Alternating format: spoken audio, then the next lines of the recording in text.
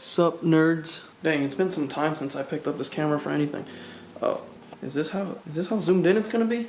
Now, I know this video is gonna have the potential to reach an entirely new audience, an entirely new set of gamers, basically, and that is the Xbox family. If you're only on my channel for PS5 content and it bothers you that I play other platforms, I know I get people commenting, why are you playing on PC when you have a PS5 all the time? Then I'm sorry, but you guys can... If I find a game fun, I'm gonna play the game because it's fun, not because it's tied to a brand. Should I make the RGB green for this video because it's Xbox, just for the memes? I have like 10 RGB remotes somewhere in this place, and I can't even find one right now. Hold on, let's find it. This is important. All right, here we go. We had it blue for all the PlayStation videos. It only makes sense to make it green, you know what I'm saying? Why isn't it work? There we go. There, Team Xbox. Not everything has to be a competition. If you like Xbox, then you can play Xbox. You don't need to criticize what your other people are playing. If they like PlayStation, they like PlayStation. If they have Xbox, they like Xbox. It doesn't matter. Anyway, if this is your first time watching one of my videos, my name is Mizak, and we're gonna go ahead and get into this video. The Xbox Series S. At a first glance, the first thing you'll notice is how ridiculously small this thing is. Even if I turn it on its side, it's still shorter than the PS5. Well, at least the boxes. That means that whatever's inside is probably even smaller. Quick story before I unbox it. I was supposed to receive this tomorrow. While I was at work today, I received a text. It was like 1 o'clock. They said, your order's ready for pickup. And I was like, dang, I wish I could just go get it right now. But I did have to wait like 4 or 5 hours before I was off. When I was checking if these are in stock, the only one available just so happened to be the one next to my job. So it kind of worked out, and it saved me a drive tomorrow because it's like a 30-minute drive. Instead, it was like a 10-minute drive from work to Best Buy, and it was quick, curbside pickup. They threw it in my window, and I went about my day. I did get pretty lucky again. I wasn't religiously checking every day if this was in stock, but every now and then I would check just because I wanted to make content on it.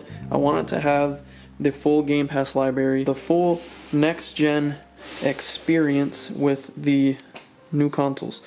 I did get the S instead of the X, and I'll explain the reasons for that later. It is $200 cheaper, but that's not the only reason. I'll explain my reasoning on why the S was a better choice for me. So first, I'd like to apologize for any of the floor trash and the overexposed lighting, but the packaging here is very simple, very minimalistic. We got some low-key branding, some cardboard here and there.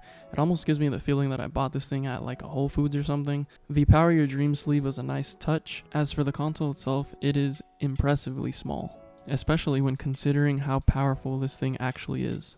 The new controller pretty much keeps its classic design. They added a new create button or share button, has a new D-pad that feels really good. My personal favorite thing about this controller is that they added grips to the triggers and they feel great. Next, we have the good old-fashioned HDMI cable and power cord. Both of them are very nicely coiled up.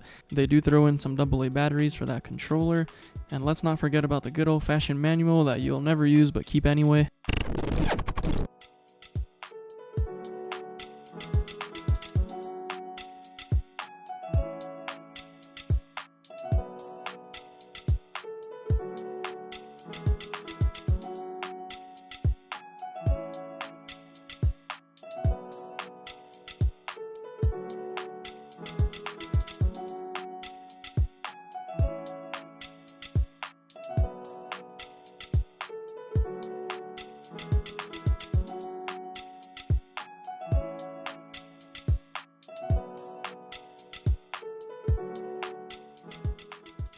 But Mizak, you have a PS5, why'd you get an Xbox? You don't need... But Mizak, the Xbox Series S doesn't do 4K. But Mizak, the DualSense controller has adaptive triggers. But Mizak, the Series S only has 512 gigabytes. But Mizak, you play on PC.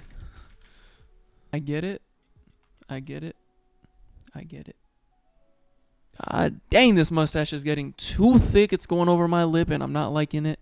Now, I know it might sound crazy what I'm about to say, but I personally believe that the Series S is the best way and the easiest way and the most convenient way for you to get into the next generation consoles, next generation gaming, and allow me to explain why. The storage is by far the worst part about this system, but there is a fix for it.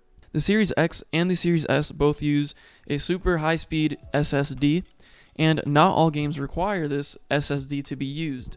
Microsoft is giving you their solution and offering you an SSD expansion. You can basically get, I think, a terabyte, and it's like $200 to expand the super high-speed SSD. In my opinion, that's way too much, at least for right now. There's not a lot of games that really need to take advantage of this SSD, and you're better off just buying an external hard drive, 2 terabyte, 4 terabyte, putting all your games on there that don't need this SSD, and just putting the ones that you really care about and really need to take advantage of that SSD on the main drive on the console, which is the 512 gigabytes. For $200, you can get a Series X instead of upgrading the SSD on this console, but upgrading the SSD on this console is just an option. You're not forced to do it. The base price is still $299, and you can get a much cheaper hard drive and not pay the $200. Aside from storage, another drawback is that it doesn't do 4K. It only goes up to 1440p, and I also understood that going into this. If you're looking into 4K and what you want is power, then the Series X makes more sense for you. In my case, I already have the PS5, and this Xbox Series S is kind of serving as a secondary console. I did plan on using my Series S as more of a 1080 machine, and mostly as just a Game Pass machine. To some people, a setback could be the controller. I know some people are arguing that it doesn't feel next gen enough, especially when you compare it to something like the PS5 controller that has all the adaptive triggers and haptic feedback and all that. But I do understand their approach of the controller. If it's not broken, don't fix it. A lot of people loved the previous Xbox controllers. Now, I will say what does suck is that they're still running these controllers off of batteries. I think that's ridiculous. We're in 2021. I don't think any controller should be running off of batteries. But I do like the overall design of the controller. The D-pad is very good. It feels very clicky. As I mentioned earlier, the best part for me is the grips on the triggers. The triggers feel really good on this controller. I think pretty much storage and resolution are the main drawbacks here. I can't really think of anything so drastically horrible to not justify the price tag. When I say that this thing is packing, this thing is literally packing. I don't know if the PS5 is way too big or if the Series S is just really, really small. As far as the design goes, I know some people say it looks like a stereo, a record player, or a stovetop, or whatever you want to call it. I think it looks pretty cool, has a minimalistic, simple look. It's plain, but not plain enough to not stand out in a room. And having it next to the PS5, they sort of contrast each other while still working together, at least in this setup. To give you guys a little bit more perspective, laying down, the top of the console still doesn't reach the bottom of my monitor. So technically, I could literally have this under the monitor right there, but I think it looks pretty clean with both of them standing up, so I'm gonna leave it like that for now. So yesterday I did jump into a few games of Warzone, and after playing those games, the size of this thing seems even more ridiculous. After playing for a while, it didn't feel excessively hot, the fans weren't making noise, it wasn't loud at all, and I was playing these games in high frame rates, which, if you didn't know, the PS5 can't even run Warzone past 60 frames right now. That is one of the more cool things that I like about this system too. You can actually force it to output 120 Hertz and it'll put the entire system at that frame rate. So you have manual control over your output, your resolution, your frame rate,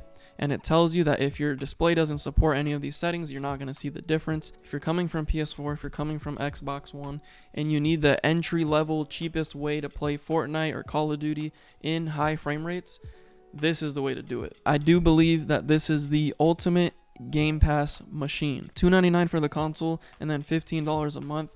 You're getting so many games that really don't even fit on the console. They are the Netflix of video games, simply put. Some of you guys might not know this, but the Game Pass on the computer is not the same one as on console. There is a lot more games you can get on the console version of Game Pass. And for $15, you get the console version, the PC version, and you get Xbox Live. It's kind of a no-brainer. It just makes sense to take advantage of Game Pass instead of buying each game individually. Why would I pay $70 for MLB The Show on PlayStation when MLB The Show, a PlayStation game, is on Game Pass and is part of the $15 subscription? That almost doesn't even sound real. I get it. The small guy might not be for everyone. You might want the Series X. You might want something else. But I'm going to run you guys through what I have going on here.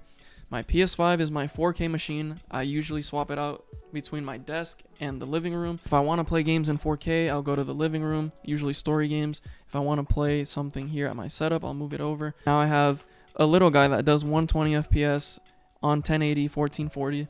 The Series S is a digital console. There's no disc drive. So yes, I own both of the digital versions of the next gen consoles. Even when I had the option to buy disc, I didn't buy them, so it makes sense for me to just use these digital consoles anyway. If needing the physical copy of the game is a huge deal to you, then I obviously don't recommend this for you. If you're a collector and things like that, it's not for you, and that's fine. Then there's my PC. My PC is about 3 years old now, so there's a lot of games that I really can't run in 4K even if I wanted to.